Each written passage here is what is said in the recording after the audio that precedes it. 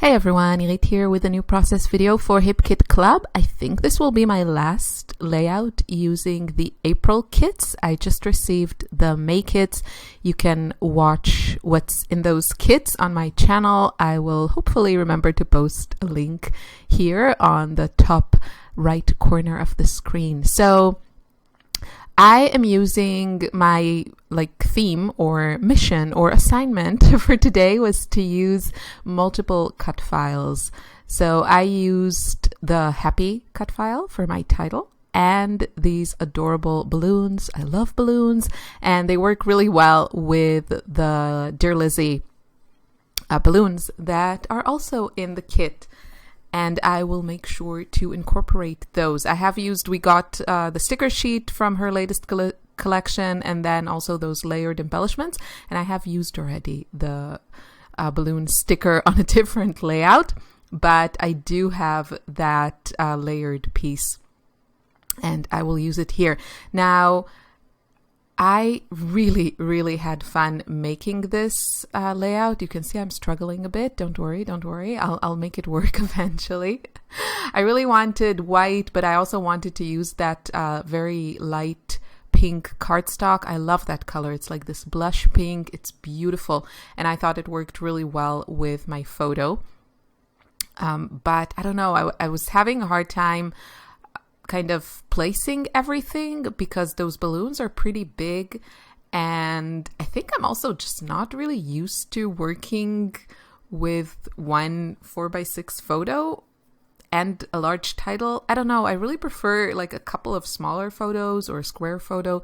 Somehow that works better for me. But yeah, so I'm moving things around and I really had fun making this, and I think you can easily recreate it. You just need to follow the steps, and each step is very simple, but the look that you get I think is quite unique, and personally I love it. It's that kind of washed out watercolor, sketchy with like pencil work type of look.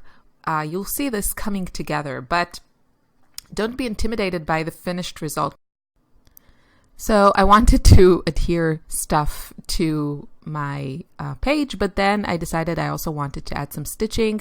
So I added some stitching before I glued everything down. I try to not make life too hard for my sewing machine, so I didn't want to stitch through 3 layers of pattern paper, even though I think it would have been okay. But so this is kind of fake stitching. I mean, it's not fake, but I only stitched through the pink cardstock. And the balloons, you can get in that cut file some different layers. I kept it kind of simple and just used the simple cut files or the ones that had a couple of balloons you could add on top. And those are the ones I end up using the most, and you'll see that. The reason I did that, I really like that dimension. And I just used white cardstock because I had my idea already in my head to use mixed media on them. But using those cut files would work really well if you wanted to incorporate pattern papers as your balloons. So yeah, just explore and check how things look in your in the cutting software is what I want to say. And yeah, here you can see I spared you the adding with foam adhesive the balloons on top, but you can see how that looks. And here I also want to include this one. Now, after deciding I want to include this one, I just didn't have room for that third piece. So because I wanted those layered balloons, I decided to remove this one.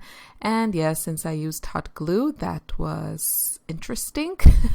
But I try, when I know I'm going to use gesso and watercolors and that type of thing, I try to use really good adhesive. You don't have to use hot glue, but something good, because if things kind of get wet, I don't want to take the chance that they kind of fall apart. And yeah, that means that whatever you stick is going to be really well stuck. But I made it work. I covered it and it's all good. Not to worry. So now I have things the way that I want them, and soon we can get to the mixed media bit. And you could, in theory, also do these steps just on your die cuts before you stick them down to the page. But I actually like when the gesso also covers the area around the balloons. And in this page, I didn't really do this, but in similar pages that I've done in the past, I also did a lot of using the packaging technique just to add some stains of watercolor. And I really like to include all the layers of my layout when I use these techniques. It just makes everything more cohesive, because if you just paint your balloons and then stick them down to the paper, it looks kind of disconnected to me. The background will be very clean and have no mixed media on it. And then your balloons, or whatever you decide to use, you could do this with pretty much every design of die cuts. I just really, really like the balloons. So I feel like it just needs to all be kind of treated in the same way. So I'm also going with the gesso a little bit over. I'm using a little brush because I usually like to use a palette knife, but in this case there are so many little areas where I could potentially get really thick layers of gesso, like between those balloons and in those little holes, that I didn't want to risk it. So I'm using a brush, even though I hate using brushes. And I also covered the Dear Lizzie die cut. It wasn't a must, but especially one of the balloons where this really kind of deeper orangey shade that, first of all, I didn't really like, and secondly, it didn't really work with my very kind of soft, it feels like, like a baby themed layout, and I do have a baby photo, so I wasn't thinking about that. But I guess these are more traditional colors for baby collections and layouts, like these really soft pastel colors. So I also covered the Dear Lizzie balloons to, again, make them feel like a part of everything. And I also went on a few areas in my title, The Happy, with gesso, and I know I'm going to come back there with the rest of the layers. So layer number 1, gesso, let it dry, and kind of, make it look very fuzzy, I want to say, where you have kind of these blurred edges where, your gesso kind of fades into just your background papers. So I'm trying to use the magical powders that we got, and these work really well. You just need to take a bit of powder and add water. You can also use this with paint, mix them with like white paint, and then you'll have whatever color paint you're mixing. I wanted a very watercolored look here, so I didn't want to use it as paint. But the thing was that these shades, while beautiful, they were just a tad too muted for what I had in mind.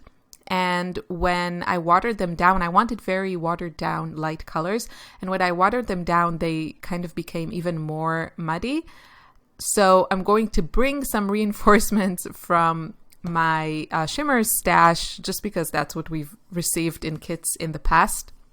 You can use whatever you have. You can use, the easiest for me also would be just to grab my watercolor palette and use that. But I wanted to use stuff that we've gotten in past color kits. But basically any type of like watercolor or spray or anything like that would work here. You could also, just use some stamping ink like watercolor. Just mix it with a bit of water on a non-absorbent surface and use that with a brush. So now is the fun part, which is just coloring the balloons. And I'm trying to kind of get a variation of colors. So some are pink, some are orange, some are yellow, and I think I'll go eventually also with some mint. I'll try to mix a minty color to kind of match the ribbon on the Dear Lizzie design. And this is so much fun. And of course, adding splatters. Splatters are just really great way of adding texture.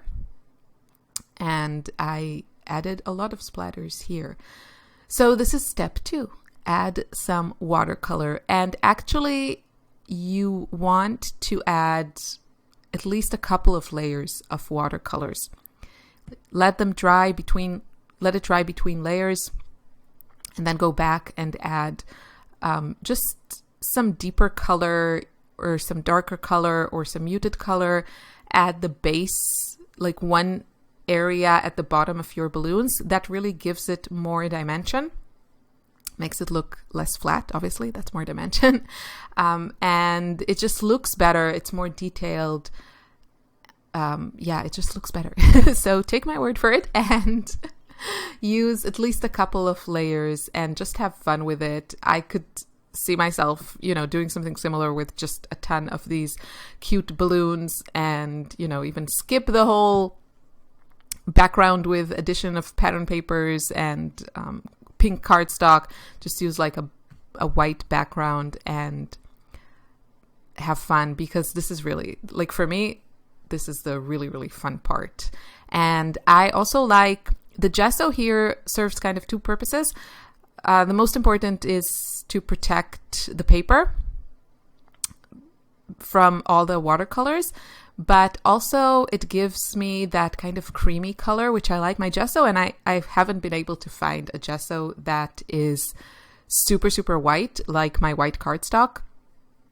And I really like that creamy color. I think it looks fantastic.